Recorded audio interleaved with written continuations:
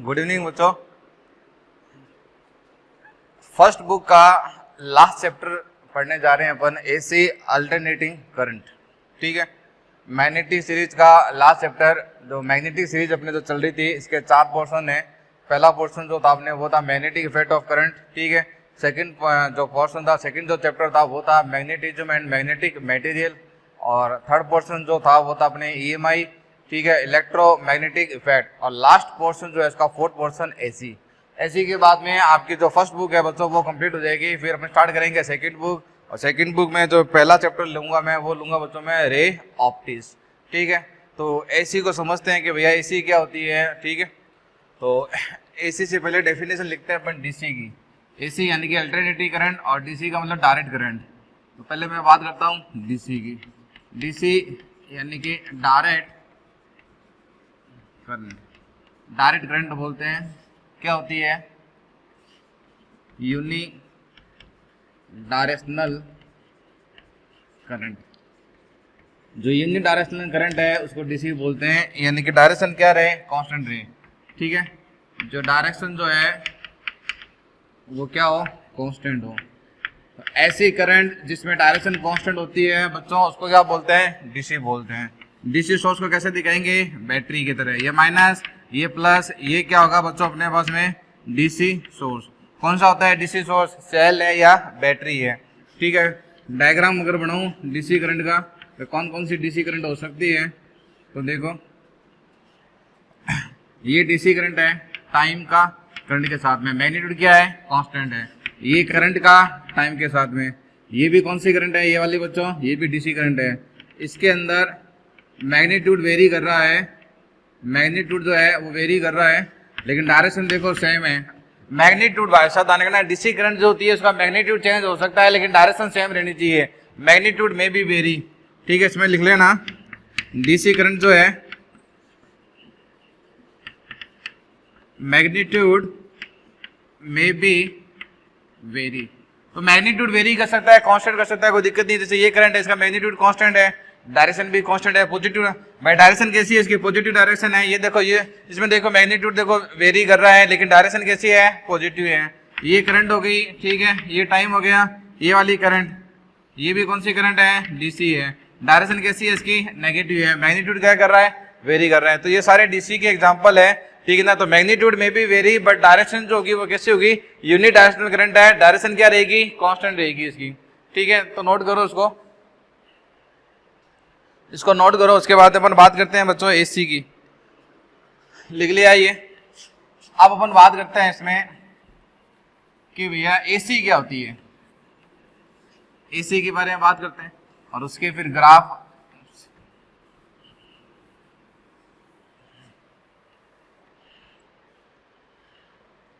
तो नेक्स्ट जो है बच्चों वो है अपने पास में एसी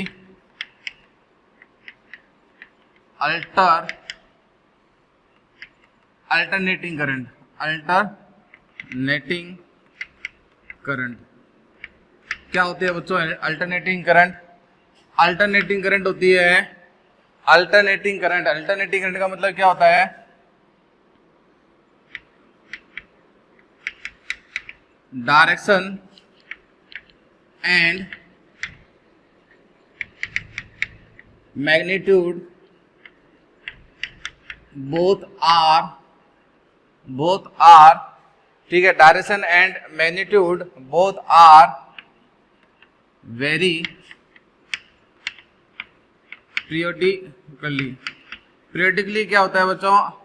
डायरेक्शन वायरेक्शन चेंज हो। जैसे मान लो ये वाली करंट, इसका डायग्राम बना के दिखाता हूं मैं आपको।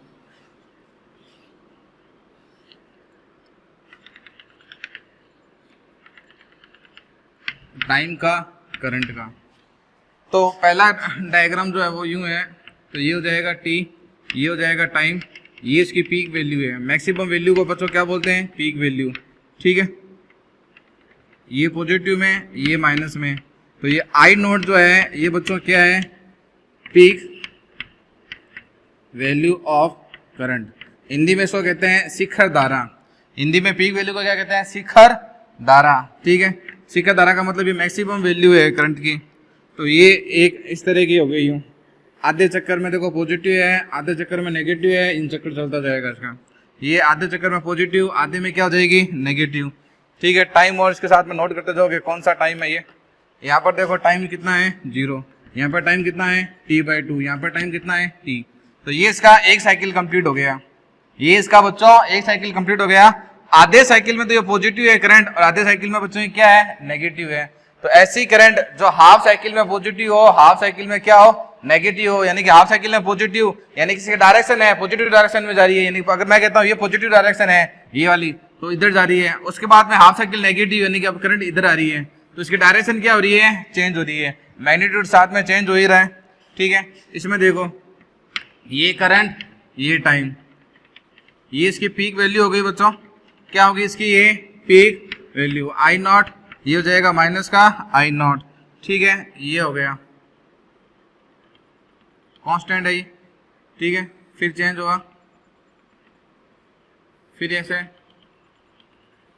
फिर यूं। ये वाली देखो आधे साइकिल में पॉजिटिव फिर नेगेटिव फिर पॉजिटिव फिर नेगेटिव, तो ये भी कौन सी करंट है AC अल्टरनेटिंग करंट है ये, ठीक है। उसके बाद में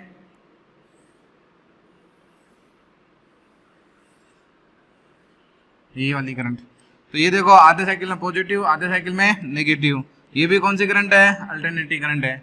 ये साइन वेव है, ये साइन के फॉर्मेट में, ये स्क्वायर AC करंट है और ये ट्राइएंगुलर AC करंट है। नाम लिखना चाहो तो लिख लो, ठीक है, पूछा नहीं जाता है वैसे।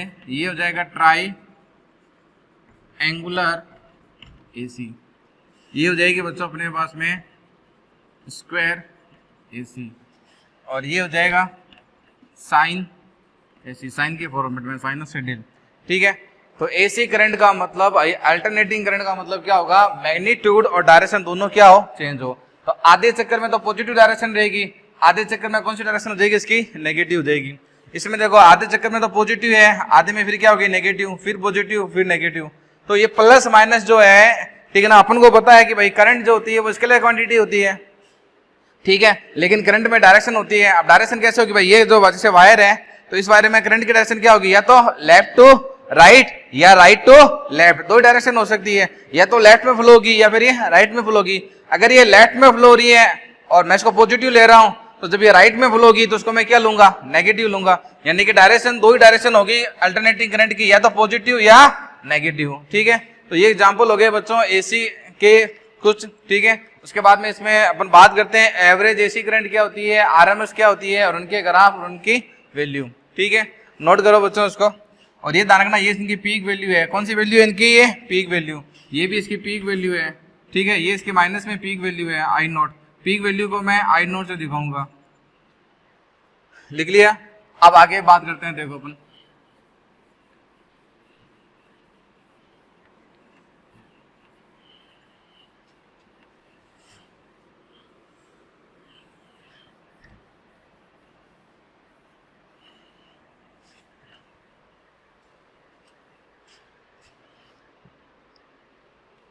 तो अब बात करते हैं अपन इसके अंदर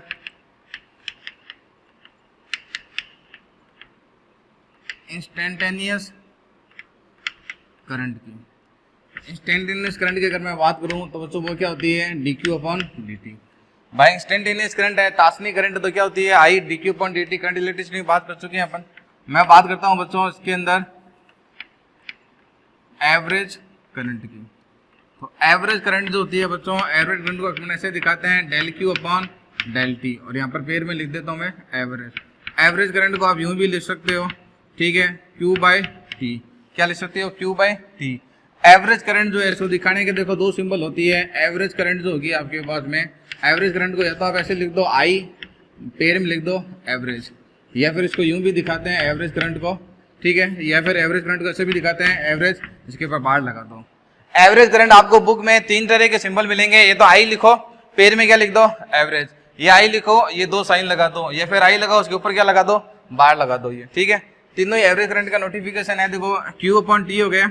अब आपको पता है, ठीक है, क्या कि dq, यहां से देखो dq की वैल्यू मैं क्या निकलूंगा I dt, इसका इंटीग्रेशन dq का इंटीग्रेशन क्या हो जाएगा q, इसका इंटीग्रेशन ऐसे रहने दो, इसका इंटीग्रेशन ऐसे रखो तो और एवरेज करंट को बच्चों मैं कैसे लिख सकता हूँ, एवरेज करंट को देखो क्यू की जगह क्या लिखूंगा, आई डी टी, क्या लिखूंगा, आई डी टी, टी को मैं क्या लिख सकता हूँ, डी टी। अरे भैया डी टी है, इसका इंटीग्रेशन करोगे तो वापस टी आएगा कि नहीं आएगा, आएगा। तो ये एवरेज करंट होगी विद रेस्पेक्ट टू टाइम। ठीक है, फॉर्मूला होता है धारणा फिजिक्स के अंदर, ये एक फॉर्मूला होता है। ठीक है, कि कोई भी फंक्शन है, मान लो कोई फंक्शन है y with respect to t, अगर आपको y की एवरेज वैल्यू निकालनी है, आपको y की एवरेज वैल्यू निकालनी है विद रेस्पेक्ट टू टाइम, तो आपको y का इंटीग्रेशन करना पड़ेगा विद रेस्पेक्ट टू t, आपको y का इंटीग्रेशन करना पड़ेगा विद रेस्पेक्ट टू t। तो ये फॉर्मूला बनेगा y का integration with respect to time और यहाँ पर टाइम का ये इंटीग्रेशन, ये फॉर्मूला होता है। तो ये एवरेज करंट का फॉर्मूला आ गया। किसका फॉर्मूला आ गया, एवरेज करंट का, कि जो भी करंट हो उसका इंटीग्रेशन करें, समाकलन करें with respect to time, upon में क्या आ जाएगा, dt। इसको मैं काम में लूंगा, इसको नोट कर लो बच्चों। ठीक है, कर लिया इसको नोट। नेक्स्ट देखो, अब देखो जैसे डीसी सोर्स जो होता था, डीसी सोर्स को भाई अपन कैसे दिखाते थे, डीसी सोर्स को दिखाने के तरीके मैंने आपको बताया था। भाई डीसी को तो देखो बैटरी से दिखाते हैं, डीसी सोर्स जो होता है उसको बैटरी से दिखाते हैं। जैसे मान लो ये है, अगर यूं ऐसे है, इसका मतलब ये कौन सा सोर्स है, डीसी सोर्स है। कौन सा सोर्स है, डीसी सोर्स। और मान लो यूं दिया हुआ है ऐसा सिंबल, इस टाइप का सिंबल दिया हुआ है, साइन का कोई ग्राफ दिया हुआ है, यूं ये ग्राफ है, तो ये बच्चों कौन सा सोर्स होगा, एसी सोर्स। कौन सा सोर्स होगा, ये एसी सोर्स। ठीक है, नोट करें इसको बच्चों। ठीक है, कर लिया नोट। ठीक है, क्वेश्चन सॉल्व करते हैं इसका। तो क्वेश्चन देखो, फर्स्ट आपको करंट गिवन है, आपको करंट जो गिवन है वो है आपको 4t क्यूब। ठीक है, find average current, find average current first 2 second, first 2 second. तो एवरेज करंट फाइंड करनी है आपको, करंट आपको गिवन है। अब मैं आपको ये पूछूं, बताओ बच्चों ये कौन सी करंट है, आई वाली, तो ये इंस्टेंटेनियस करंट है। कैसे मालूम चला, अरे भैया करंट देखो किसका फंक्शन है, टाइम का। किसका फंक्शन है, टाइम का। जो टाइम की जो वैल्यू रखोगे वो उस वैल्यू पर आपको एक करंट मिल जाएगी। अगर मैं पूछूं भैया 0 सेकंड में मुझे करंट बताओ, तो टाइम की जगह 0 रख दो, तो कितनी आएगी, 0। तो एग्जैक्ट टाइम पर वैल्यू आई, इसका मतलब कौन सी करंट हुई, इंस्टेंटेनियस।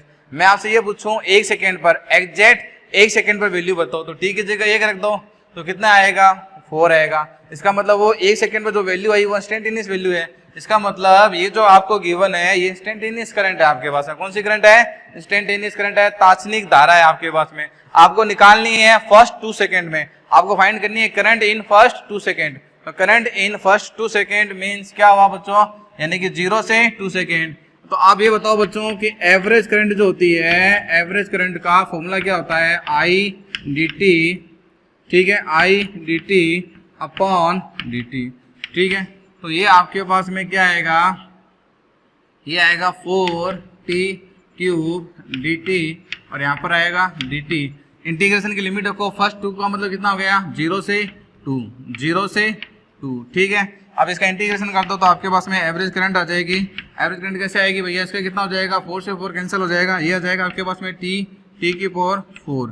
ठीक है, यहाँ पर कितना आ जाएगा 2 0, यहाँ पर dt का कितना आ जाएगा, t कितना हो जाएगा 2 0, यहाँ पर आ जाएगा 2 की पावर 4, यहाँ पर आ जाएगा 2, कितना आएगा 2 की पावर 3, कितना आ जाएगा बच्चों, ये 8 एम्पियर। कितनी करंट आएगी, 8 एम्पियर आएगी ये। ठीक है, तो नोट करें इसको बच्चों, 8 एम्पियर आपका आंसर हो जाएगा। ठीक है, आसान सा क्वेश्चन था।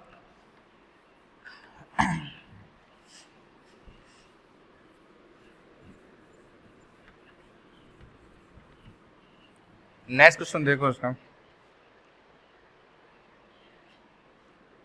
सेकंड नंबर क्वेश्चन देखो। टाइम गिवन आपको यहाँ पर और करंट गिवन आपको, पीक वैल्यू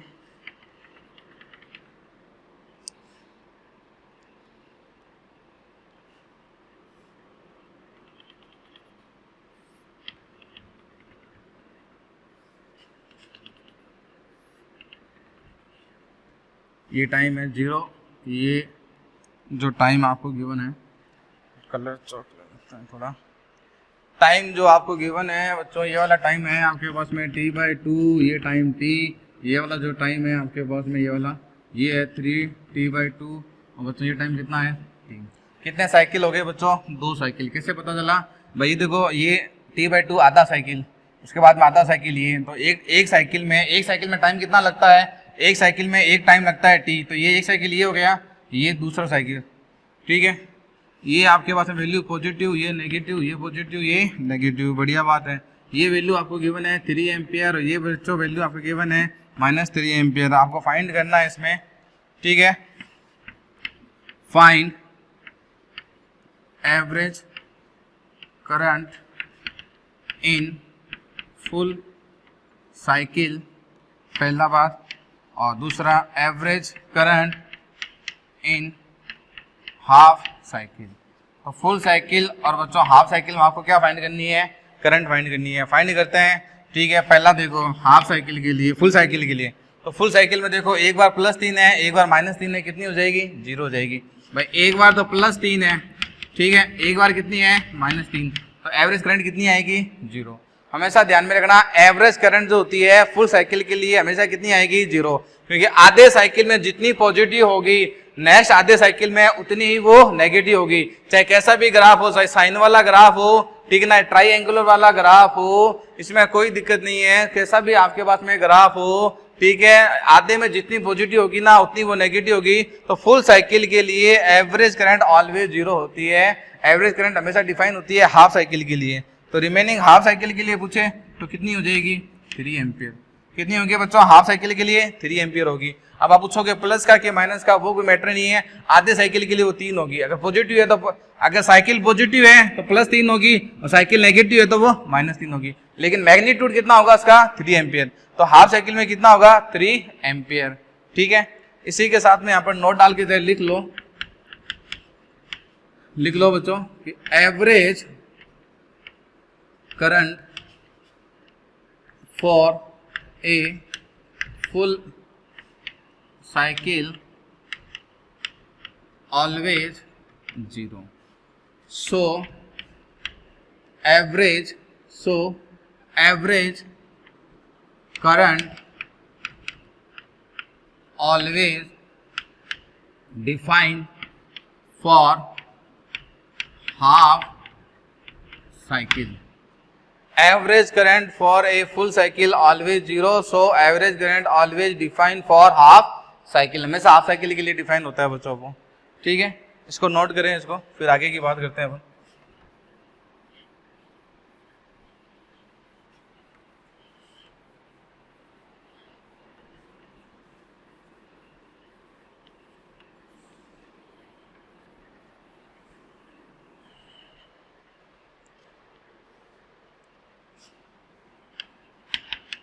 नेक्स्ट क्वेश्चन है बच्चों आइडेंटिफाई एसी।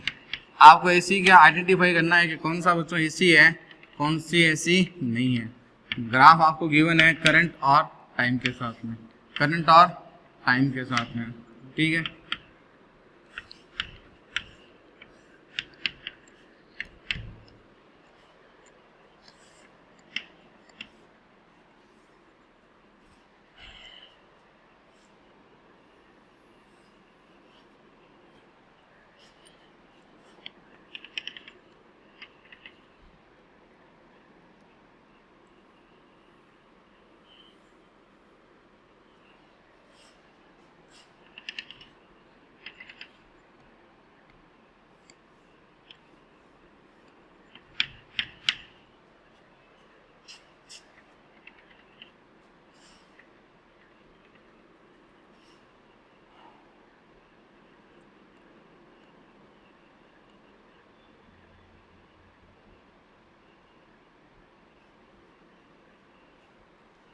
तो पहले बच्चों ये देखो ये वाली एसी है क्या, ये एसी नहीं है। क्यों नहीं है, आप ये मत करें डायरेक्शन चेंज हो रही है सर, ये पॉजिटिव है नेगेटिव है, पॉजिटिव है नेगेटिव है। बच्चों मैंने ये भी कहा था कि पीरियडिकली चेंज होनी चाहिए और एम्पलीट्यूड क्या रहना चाहिए, कांस्टेंट रहना चाहिए। करंट जो होती है अल्टरनेटिंग करंट के लिए एम्पलीट्यूड कांस्टेंट रहना चाहिए। इसका देखो एम्पलीट्यूड का मतलब इसकी पीक वैल्यू, यहाँ पर देखो इसकी पीक वैल्यू उतनी है, अब यहाँ पर देखो पीक वैल्यू कम हो गई और यहाँ पर देखो पीक वैल्यू और कम हो गई। पीक वैल्यू जो होती है एसी यानी कि अल्टरनेटिंग करंट के लिए पीक वैल्यू जो होती है, यानी कि पीक वैल्यू का मतलब उसका एम्पलीट्यूड, ठीक है ना, आपने एसएचएम पढ़ा होगा, ठीक है ना, तो एसी और एसएचएम काफी एक दूसरे से कोरिलेट होगा। अगर 11th क्लास में अगर आपने एसएचएम नहीं पढ़ा है, ठीक है ना, तो जितना हो सकता है मैं आपको यहाँ पर एक्सप्लेन कर दूंगा ग्राफ। यानी कि अगर मान लो मैं इस ग्राफ की बात करूँ ना, मैं कहता हूँ ये प्लस का 2 है, तो यहाँ पर देखो कितना है माइनस का 2, एक बार देखो प्लस का 2 हुआ, एक बार माइनस का 2 हुआ, लेकिन नेक्स्ट सेकंड में वापस देखो प्लस का 2 हो रहा है। इसका मतलब बच्चों ये क्या है, एसी है। यानी कि पीक वैल्यू चेंज नहीं होनी चाहिए। पीक वैल्यू देखो इसके लिए 2 है, इसके लिए भी कितनी है 2, इसके लिए -2 है, आगे जो ग्राफ आएगा इसके लिए भी कितनी होगी -2। इसमें देखो ऐसा नहीं हो रहा है, इसमें अगर मैं कहता हूँ यहाँ पर 2 है ना, तो इसके लिए देखो कितना हो रहा है 2 से कम होगा, इसके लिए फिर और कम होगा। इसका मतलब ये एसी नहीं है, डायरेक्शन चेंज हो रही है। डायरेक्शन कोई दिक्कत नहीं है, प्लस है माइनस है प्लस है माइनस है प्लस है, लेकिन डायरेक्शन चेंज नहीं होनी चाहिए। डायरेक्शन के साथ में एम्पलीट्यूड यानी कि पीक वैल्यू भी सेम रहनी चाहिए। तो ये एसी नहीं है, ये एसी है, ये तो वैसे ही नहीं है क्योंकि डायरेक्शन ही चेंज नहीं हो रही है इसमें। ये भी एसी नहीं है, ये एसी नहीं है, रीजन लिख लेना एम्पलीट्यूड वेरी। एम्पलीट्यूड बच्चों क्या कर रहा है, वेरी कर रहा है। एम्पलीट्यूड वेरी का मतलब पीरियोडिकली नॉट चेंज है, ये पीरियोडिक नॉट चेंज। ये एसी है, इसमें तो कोई दिक्कत नहीं है। इसमें बच्चों ये एसी क्यों नहीं है, ये भी एसी नहीं है, क्यों नहीं है, नो डायरेक्शन चेंज। इसमें डायरेक्शन ही चेंज नहीं हो रही, तो बच्चों ये एसी कैसे होगी। ये देखो ये पॉजिटिव डायरेक्शन चेंज ही नहीं हो रही, एक ही डायरेक्शन में जा रही है। ये एसी नहीं है, क्या है ये डीसी है ये। इसमें देखो ये एसी है कि डीसी है, सॉरी ये एसी है कि नहीं, आपको ये बताना है। ये भी बच्चों एसी नहीं है, क्यों नहीं है, क्योंकि इसमें डायरेक्शन क्या है, no change, direction not change. इसमें भी डायरेक्शन चेंज नहीं हो रही।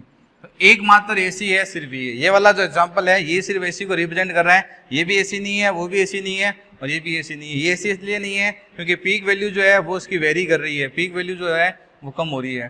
ठीक है, ग्राफ बढ़ो उसके,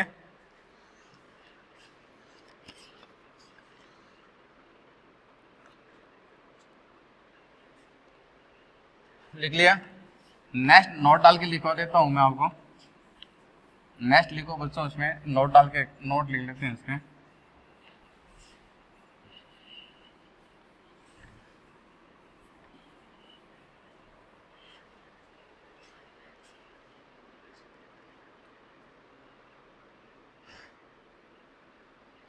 नेक्स्ट नोट डाल के लिखो बच्चों, condition require to alternating current और वोल्टेज। भाई कौन सा वोल्टेज या कौन सा करंट जो है वो अल्टरनेटिंग होगा वो। तो condition require to alternating current या वोल्टेज, पहला इसमें लिखो एम्पलीट्यूड, एम्पलीट्यूड का मतलब समझ गए, एम्पलीट्यूड का मतलब होता है पीक वैल्यू। उसमें पीक वैल्यू बोल दो या फिर उसकी maximum value must be constant. दूसरा इसमें लिखो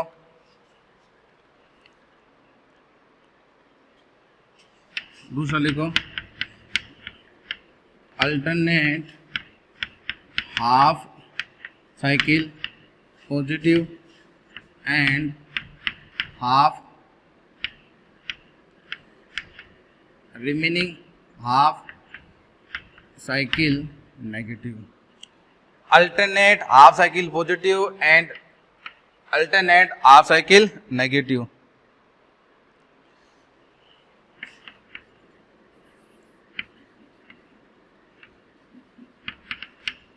मैग्नीट्यूड पीरियोडिकली वेरी करना चाहिए, ठीक है। जैसे मान लो मैं ग्राफ बनाऊं इसका, ये टाइम मान लो ये करंट है या वोल्टेज है, कुछ भी ले लो, और ये एम्पलीट्यूड मैं ले लेता हूँ, मान लो यहाँ पर मैंने प्लस का 5 लिया तो पीक वैल्यू कितनी हो गई 5, यहाँ पर कितना हो गया बच्चों माइनस का 5, ठीक है। और ये मैंने इसका ग्राफ बनाया है, इसका ये वाला,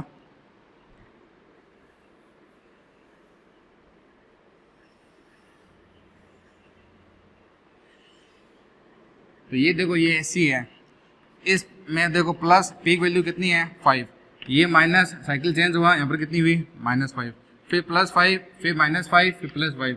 तो पहला नोट मैंने क्या लिखा है, एम्पलीट्यूड यानी कि peak value must be constant. तो इस साइकिल आधे साइकिल में देखो 5 है, उसके आधे साइकिल में देखो पीक वैल्यू 5 ही है, एम्पलीट्यूड कांस्टेंट रहा, फिर एम्पलीट्यूड देखो 5 है, फिर 5 है, मैग्नीट्यूड चेंज हो रहा है, मैग्नीट्यूड देखो पहले 0 होता, फिर 1 2 3 4 होगा, मैग्नीट्यूड चेंज होगा, अल्टरनेट हाफ यानी कि आधे चक्कर में पॉजिटिव, आधे में नेगेटिव, फिर पॉजिटिव, फिर नेगेटिव, अल्टरनेट आना चाहिए, यानी एक में पॉजिटिव है तो अगला साइकिल अगला हाफ क्या होगा नेगेटिव, उसके बाद अगला हाफ फिर पॉजिटिव, फिर नेगेटिव, फिर पॉजिटिव। दूसरा क्या कह रहा है, मैग्नीट्यूड पीरियडिकली वेरी करना चाहिए, यानी कि मैग्नीट्यूड जो है वो पीरियडिकली होना चाहिए, वेरी करना चाहिए, ठीक है ना, यानी कि जितना पॉजिटिव में वेरी कर रहा है उतना ही नेगेटिव में वेरी करना चाहिए। पॉजिटिव में देखो मैक्सिमम कहां तक जा रहा है +5 तक, उसके बाद में डाउन हो रहा है, तो नेगेटिव में भी देखो मैक्सिमम कहां तक जाना चाहिए 5 तक। ऐसा नहीं होना चाहिए कि पॉजिटिव में तो जा रहा है +5, नेगेटिव में जा रहा है -5, फिर वो ऐसे नहीं होगा, यानी कि ऐसा नहीं होना चाहिए कि आपके पास में ग्राफ ऐसा हो, ठीक है, कि इसमें तो जा रहा है वो +5, ठीक है, और यहाँ पर वो जा रहा है -1, ये फिर ऐसी नहीं है फिर, ठीक है। जितना पॉजिटिव साइकिल में मैक्सिमम वैल्यू तक जाएगा उतना ही नेगेटिव में वो जाना चाहिए, इसको नोट करें बच्चों,